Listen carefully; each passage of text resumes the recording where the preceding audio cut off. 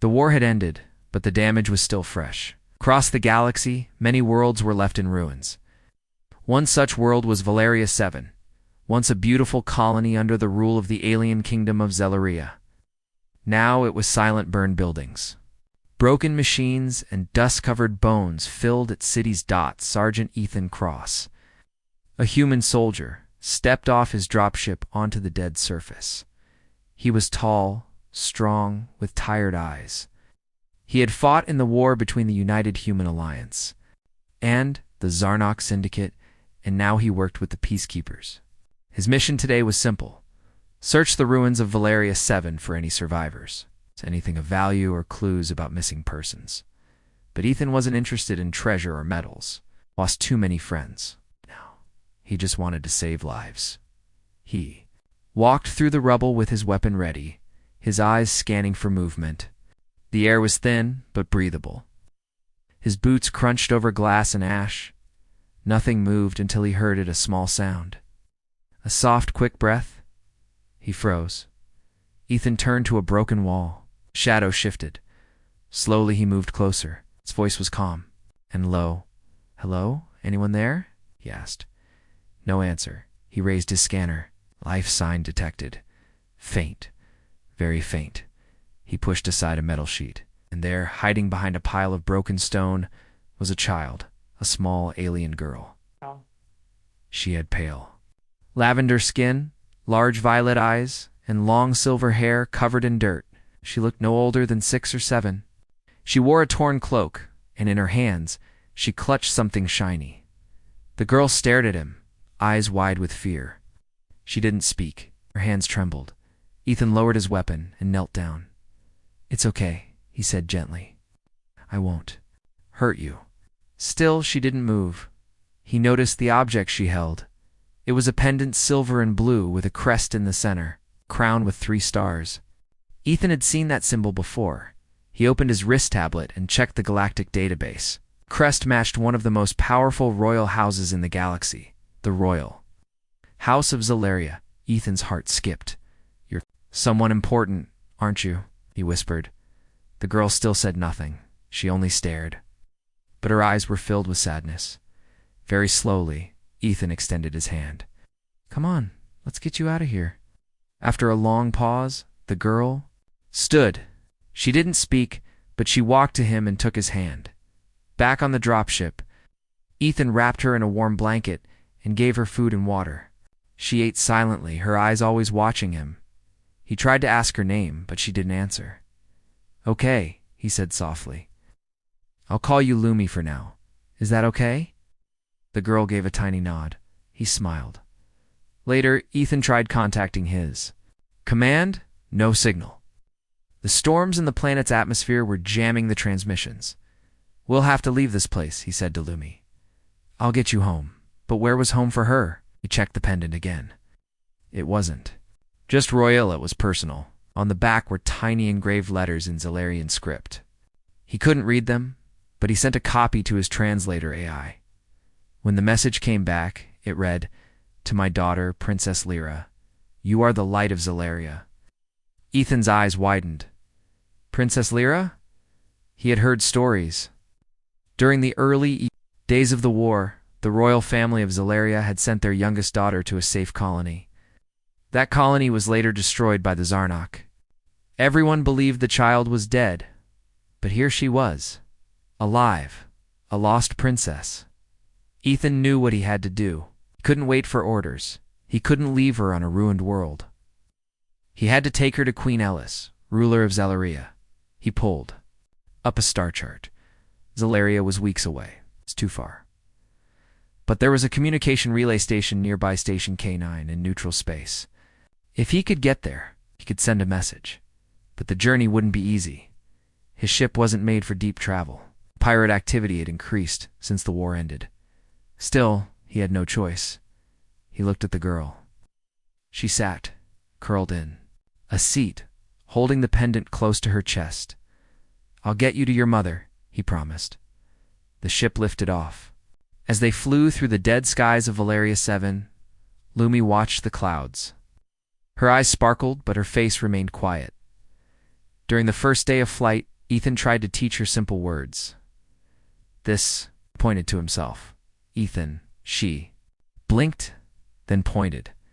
Ethan, he smiled. Good. And you? He pointed to her. She looked down, unsure. He touched the pendant. Lyra. She hesitated, then nodded slowly. Lyra. Ethan felt something in his chest. Hope, she was remembering as the ship entered deep space. Ethan activated a cloaking system. He didn't want trouble, but trouble came anyway. On day 3, a small pirate vessel locked onto them, unidentified ship. Tade halt engines and prepare to be boarded. Ethan cursed under his breath, turned to Lyra. Stay hidden no matter what. The pirates forced their way in. 2 tall, rough aliens stepped into the ship. They laughed when they saw a single human standing alone. Where's the cargo? One growled. No cargo, Ethan said. Just food and tools. As the second pirate moved toward the back. Ethan's heart pounded. Lyra was hiding there, I said. Ethan growled. Don't move. The first pirate laughed. You don't give orders. But Ethan was already in motion. In a flash, he drew his sidearm and fired. One pirate fell instantly. Second pulled. A blade, but Ethan disarmed him with a hard strike, in seconds. It was over. Ethan stood over the bodies, breathing hard. Lyra stepped out, eyes wide. I told you to hide, Ethan said, kneeling. She touched his face, then whispered, Safe. Ethan's breath caught. That was the first word she had spoken clearly. He smiled. Yeah, you're safe. Later that night, Ethan sat in the pilot chair while Lyra slept. He stared at the pendant, then at the stars. He had been a soldier all his life, had followed orders, fought battles, lost friends. But this mission was different. This wasn't about war or medals. It was about a little girl who had lost everything. It was about giving her back her home. On the final day before reaching Station K9, Ethan received a weak signal. He boosted the comes in connected. A voice answered. This is Commander Velis of Station K9. Who is this? Itathon replied. This is Sergeant Ethan Cross. I have urgent news. I found someone very important. Ethan turned to Lyra, who was now awake and holding his hand. He said, The lost daughter of Queen Ellis. Princess Lyra is alive. There was silence. Then the commander said, Send proof and dock immediately. As the ship approached the station, Ethan held Lyra's hand tightly. She didn't seem afraid anymore. She looked out the window, eyes filled with wonder. Almost there, Ethan said. Home? She asked. Not yet, he said, but soon. In his heart, he knew this was just the beginning. Getting her off Valeria 7 had been the first step. Now, he had to cross half the galaxy, face enemies who would want to use her, and find a way to reach the Queen. But no matter what, he had made a promise, and Ethan Cross always kept his promises. Station K9 hovered in the dark like a tired old ghost. It was a neutral space station, once full of travelers and trade, now half empty after the war. Ships came and went, but no one stayed long. Sergeant Ethan Cross landed his small shuttle on Dock 3. As the airlock opened, he looked down at the little alien girl standing beside him. She still held his hand tightly. You ready, Lyra? He asked. She nodded, eyes serious. They stepped into the station together. Lights flickered. People glanced at them, some with curiosity, some with suspicion. Human soldier traveling with. A young alien princess was not something you saw every day. At the gate, an officer greeted them. You're Ethan Cross, the man asked, scanning his ID badge. Yes, Ethan said. I need to send a direct message to the Zealarian Royal Guard. The girl, she's Princess Lyra. The officer looked at the child, then back at Ethan. Are you sure? She wears the royal crest. Her DNA matched with records. I've sent all data ahead. The officer stepped aside. All right, Commander will see you. Inside the control room, Commander Velis, an older Zealarian with deep scars and tired eyes, examined the information. He stared at the pendant in Lyra's hand, then looked at her face closely. My stars, he whispered. It's really her, Ethan. Nodded. I found her on Valeria 7. She was hiding in the ruins. I promised to take her home. Velis tapped his console. I'll send a message to Queen Ellis. It may take time. Celeria is deep in the inner region, and messages are delayed. But we'll get through. Ethan gave a slight bow. Thank you. Velis looked at him carefully. You're risking a lot, human. If others find out who she is, they'll come for her. Enemies of the crown, bounty hunters, traitors. I don't care, Ethan replied. She's just a kid. She doesn't deserve any of that. Lyra watched him, eyes calm, as if she already knew he would protect her no matter what. Later that evening, Ethan and Lyra were given a small guest room to rest. Lyra sat on the bed holding her pendant. She looked quiet but peaceful. Ethan placed a small meal in front of her. Here, eat something. She smiled a little. Thank you, Ethan. That was the first time she had said his name without hesitation. It warmed his heart. Do you remember anything about home? He asked gently. Lyra shook her head. Just light, big rooms, garden with stars. Ethan nodded. You'll see it again soon, I promise. While Lyra slept, Ethan stepped outside and leaned against the wall. He looked out the window into space. The stars were beautiful, but his mind was heavy. A man walked up beside him. He wore a black coat and had strange eyes, too sharp, too cold. You're the one with the girl, aren't you? The man asked softly. Ethan straightened. Who's asking? Just a traveler. Curious traveler. Word spreads fast on this. Station. Ethan narrowed his eyes. It's not fast enough to be your business. The man smiled and walked away. Ethan didn't like it. His soldier instincts told him trouble was coming. Early the next morning, alarms blared. Security breach on Dock 3. Unknown ships approaching. Ethan rushed to the control room. Velis met him there. A small group of bounty hunters just jumped into our sector. Their broadcasting demands say they know we're hiding the princess. Ethan's jaw tightened. How? We don't know. Someone may have leaked it, or they've been watching. Then we need to leave. Now. We can't. If we try to launch, they'll shoot us down. Ethan looked at Lyra, who stood silently beside him. He turned to Velis. Is there another way out? The commander hesitated. There's an old maintenance shuttle. Small, slow, and half broken, but it has a stealth field. Ethan nodded. I'll take it. Minutes later, Ethan and Lyra slipped away through the station's old maintenance tunnel. The ship was dusty and half-powered, but Ethan got it running. As they took off, a warning lit up. Shields low. Stealth field active. No weapons. Ethan muttered. Great. They flew quietly, drifting past the enemy ships, avoiding scanners. Ethan held his breath the entire time. If they were detected, there'd be no escape. Lyra sat beside him, holding the pendant tightly. Suddenly she whispered, I can help. He looked at her. How? She closed her eyes and her forehead began to glow softly. The ship's console blinked. Power returned. Stealth strengthened. What the how did you? I don't know, she said. But I feel the ship. Ethan realized something else. She had powers. Royal powers. And she didn't even understand them yet. They escaped the enemy blockade, chinned and jumped to the next star system. But the journey ahead was too long for such a small, old ship. Ethan checked his map. If we go around the pirate zones, it'll take 3 weeks. Too slow. Lyra stood beside him. Bad people will follow? Yes, Ethan said. We need a faster way. She looked up at him, eyes calm. I trust you. Ethan touched her shoulder gently. I won't let anything happen to you. They stopped at a hidden fueling station on a rocky moon. The owner was an old friend of Athenza, human engineer named Juno. Juno raised her eyebrows when she saw... Lyra, you've got to be joking. That's the missing Zalarian princess? Ethan nodded. I need your help, Juno. Let them in. You're insane, Ethan. Do you know how many people would pay to take her? Yeah, Ethan said. That's why I'm not letting anyone near her. Juno looked at Lyra and softened. She's just a kid. She needs... Her mother, Ethan said. Juno sighed. I'll patch your ship and give you extra fuel, but be careful. Word's getting out. That night, while Ethan and Juno talked, Lyra sat outside the ship, looking at the stars.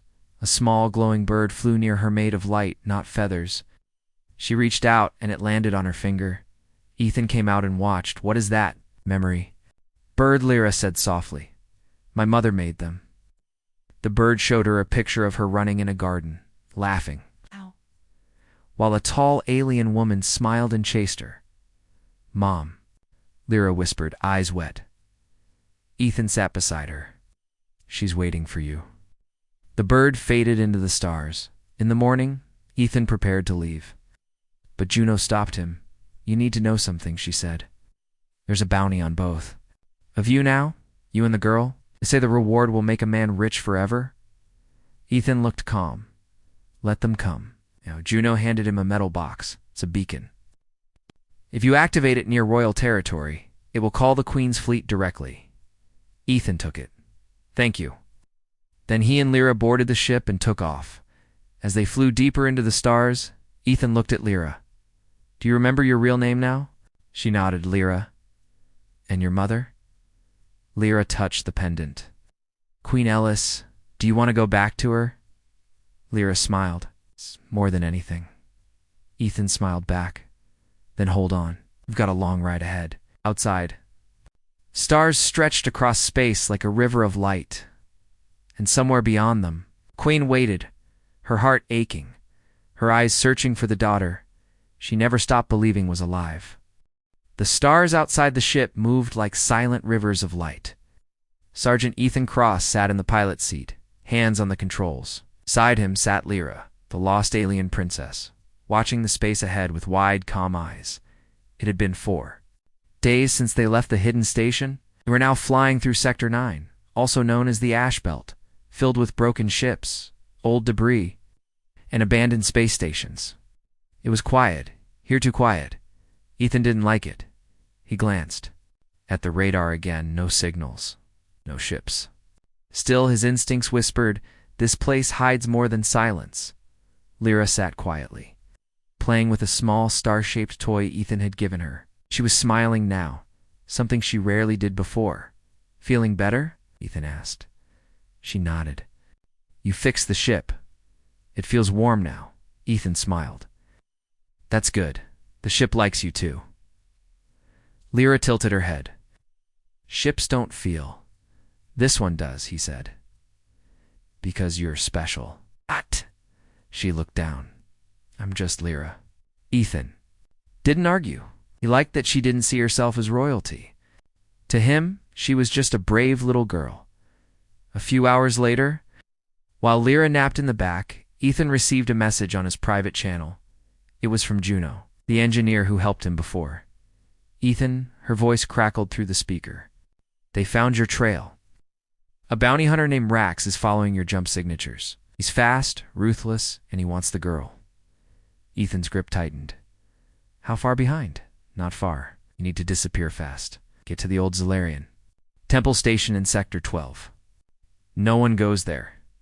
It's forgotten, but it still works." "Thanks, Juno," Ethan replied. "You've done more than enough. Just stay alive," she said. "For her." Ethan changed course immediately. He told Lyra, "We're going. To an old place, somewhere safe. Temple?" She asked, "You know it?" "I saw it in a dream," she whispered. Ethan didn't understand what she meant, but he trusted her instincts. The Zalarian Temple Station was hidden inside a giant, hollow asteroid, surrounded by radiation storms and broken satellites. Ethan flew carefully, weaving through the debris. The ship shook, lights flickered, but they made it. The landing bay doors opened automatically, as if the station had been waiting for them. They stepped inside. The Temple Station was strange. It was not made like normal human or alien buildings. The walls were alive with blue veins of energy. Glowing trees grew in metal soil. Soft lights floated in the air like jellyfish. Lyra walked forward, calm and certain. "This place knows me," she said. Ethan looked around. "Feels like magic." Suddenly a deep voice echoed through the chamber. "Princess Lyra, welcome home." Ethan reached for his weapon. A glowing figure appeared before them. It looked like a tall alien woman made of pure light. "I am the temple. AI, programmed by Queen Ellis herself. I exist to protect royal blood. Lyra stepped forward. Are you real? I am what remains of your people's wisdom, the AI said. And I have waited a long time for your return. The AI scanned Lyra, then turned to Ethan. You have protected the child. For that you have my respect. I didn't do it. For respect, Ethan said. She needed help. The AI smiled. You are a rare kind, human. The lights around them grew brighter. Suddenly, the temple walls showed moving pictures memories. Ethan and Lyra watched them together. One memory showed Lyra as a baby, sleeping in Queen Ellis's arms. The queen's voice sang a soft song. Another showed Lyra playing in a garden under glowing stars. Lyra's eyes filled with tears. I remember now. The AI revealed more. After the attack on Valeria 7, Queen Ellis believed her daughter was lost. She searched the galaxy, never giving up hope. She visits this temple every year, leaving a message. Lyra, if you are out there, follow the stars home. Ethan felt his throat tighten. The queen hadn't stopped searching. She believed her daughter was still alive. Can you contact her? He asked. Yes, the AI replied. But we must activate the royal beacon. It is hidden in the center chamber. And let's do it, Ethan said. As they walked deeper into the temple, the walls began to shift. The AI's voice echoed again. Warning, intruders detected. An enemy ship is approaching. Ethan cursed. He found us. Who? Lyra asked. A bounty hunter named Rax. The temple shook as the enemy ship landed hard outside. Ethan turned to the AI. Seal all doors. Protect the girl. I will. Defend her with all remaining systems, the AI said. Ethan looked at Lyra. Stay here, no matter what. But no matter what, he repeated. Lyra nodded slowly. Ethan ran to the entrance. Weapon ready. Rax entered the temple with 2 armored soldiers. He was tall, reptilian, and wore black armor marked with red skulls. Cross, he shouted. Give me the girl, and I'll let you live. Ethan stepped out, calm and fearless. You know I'm not going to do that. Rax laughed. You're brave, but stupid. That child is worth a fortune. She belongs to me. She belongs with her mother. Rax aimed his weapon. Then you'll die in her place. They began to fight. Ethan moved like lightning, shooting one of Rax's men. He rolled behind cover, dodging plasma blasts. The temple's defenses activated, sending shockwaves through the air. One of the glowing trees wrapped around the second soldier and threw him across the hall. But Rax was strong. He rushed forward, slamming Ethan against a wall. His claws scratched deep into Ethan's armor. You're nothing but a human, Rax growled. I'm a human who doesn't quit. Ethan said and activated a hidden charge. Boom. A blast knocked Rax back, giving Ethan time to strike. He fired a direct hit into Rax's chest, sending him crashing to the ground.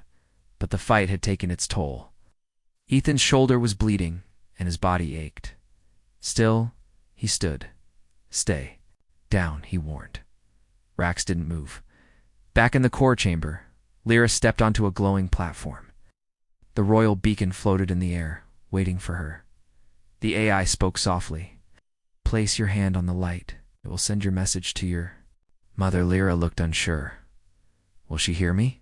She will, the AI said. Lyra closed her eyes and touched the beacon. A wave of energy rushed through the temple. The lights pulsed brighter than ever before.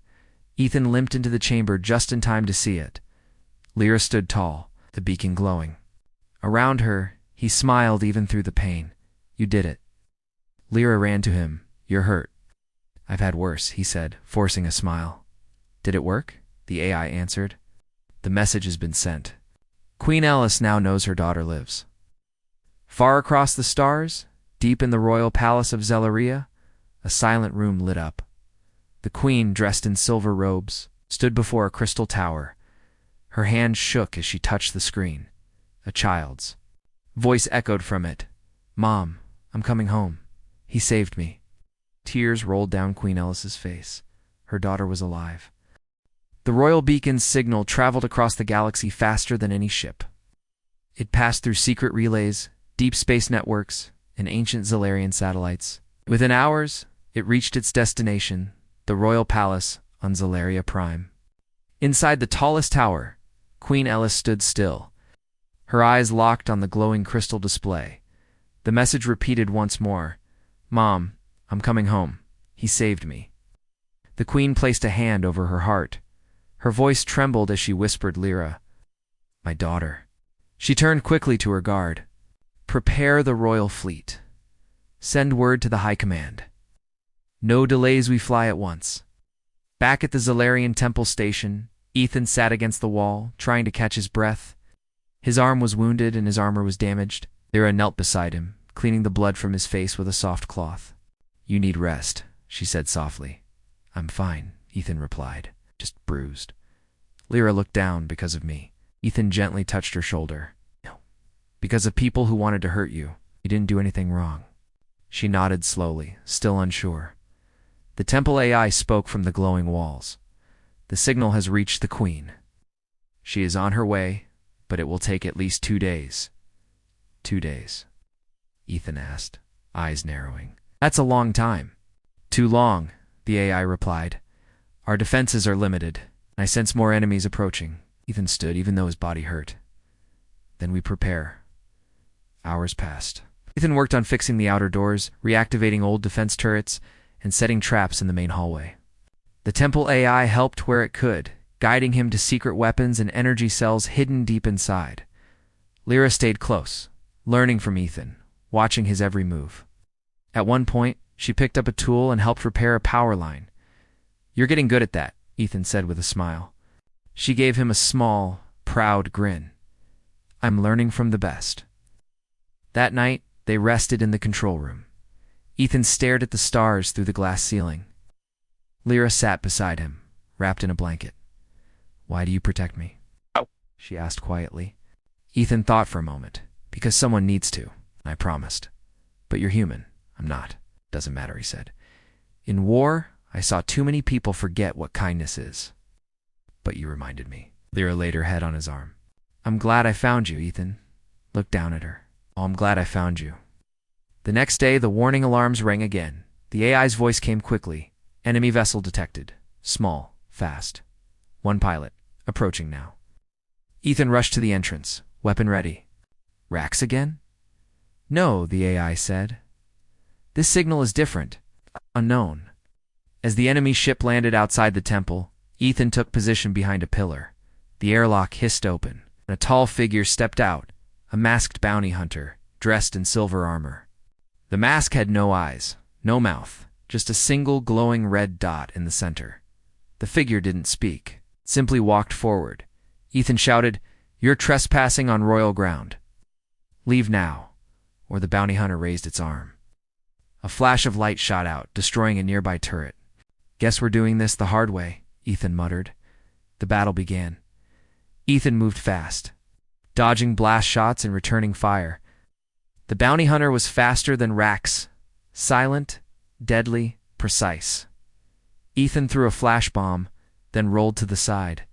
He fired again, hitting the hunter's shoulder. Sparks flew, but the enemy didn't fall. The temple trembled as the two fought. Stone cracked. Energy barriers flickered suddenly. The bounty hunter dashed forward and grabbed Ethan by the throat, lifting him off the ground. Ethan struggled, kicking, punching, but the grip was strong. "Ethan." Lyra's voice echoed from behind. The bounty hunter turned toward her. But before it could act, the glowing trees of the temple came alive. Their branches wrapped around the hunter and pulled it back. The Temple's voice echoed, "You will not harm the princess." Ethan fell to the ground, coughing. He looked up as the tree branches crushed the bounty hunter's armor. Finally, it stopped moving. Lyra ran to Ethan, eyes full of fear. He smiled weakly, still standing. With the bounty hunter gone, peace returned briefly, but the AI spoke again. "Multiple enemy ships entering the system. Full strike team. They will arrive in less than 6 hours." Ethan stood slowly. "They're not stopping, are they?" "No," the AI said. "They want the princess alive." Ethan looked at Lyra. "We need to move." "There is an escape route," the AI said. "A hidden underground passage. Leads to an old landing bay shielded from outside scanners. Can we fly out of there? There's an old royal cruiser stored inside, the AI explained. It may still work. Ethan nodded. Then let's move now. The path was long and filled with dust and darkness. Lyra held Ethan's hand the entire way. Her pendant glowed softly, lighting their steps. They reached the hidden hangar. Inside sat a sleek silver ship, shaped like a bird. Its wings were folded, and its power systems were quiet. Ethan climbed into the cockpit, flipped switches, checked wires, and activated the core. Nothing. Then Lyra stepped forward. She placed her hand on the control panel. A light spread through the ship. And the engines hummed to life. It remembers me, she whispered. Good, Ethan said. Because we're going to need all the help we can get. The cruiser launched from the secret exit. Flying low through the mountains, Ethan kept the ship under radar, using the landscape to hide. But the enemy wasn't far behind. Within minutes, 4 enemy fighters appeared behind them. They've found us, Ethan said. Lyra sat in the seat beside him. I can help. She touched the control panel again. The ship glowed with blue energy. Suddenly, the cruiser moved faster, too fast for the human eye. Spun, dodged, and returned fire, controlled partly by Lyra's mind. Ethan laughed. You're flying it. I don't know how, but I can feel what the ship wants to do. You're amazing, he said. Together, they flew through narrow canyons, dodging missiles and lasers. One by one, the enemy fighters were destroyed. After the last one fell, Ethan looked at Lyra. You saved us, she smiled. We saved each other. Then a new sound came from the radar, a familiar signal. The temple, AI, spoke through the ship's comms. The Queen's fleet has arrived. Ethan looked out the front window and saw it. A giant silver flagship, shaped like a rising sun, flew into view. Dozens of royal ships surrounded it. They had come. Queen Ellis had come. The royal fleet moved through the skies like a wave of silver light. Dozens of Zalarian warships flew in perfect formation, surrounding the mountain range near the ancient temple ruins. At the center flew the largest ship of all, the Star Throne, the personal vessel of Queen Ellis herself. Inside the royal cruiser, Ethan stared in awe at the sight before him. Lyra, her eyes wide, could barely speak. That's my mother's ship. The moment was heavy. Ethan could feel the fear in her hands as she gripped the seat tightly. He spoke softly. Are you ready? Lyra looked down. I don't know what she'd say. What if she doesn't want me anymore? Ethan leaned closer. Lyra, your mother? Crossed galaxies to find you. She never gave up. That's not the sign of someone who stopped loving you. She took a breath and nodded slowly. Okay, let's do this. The royal cruiser gently docked with the Star Throne.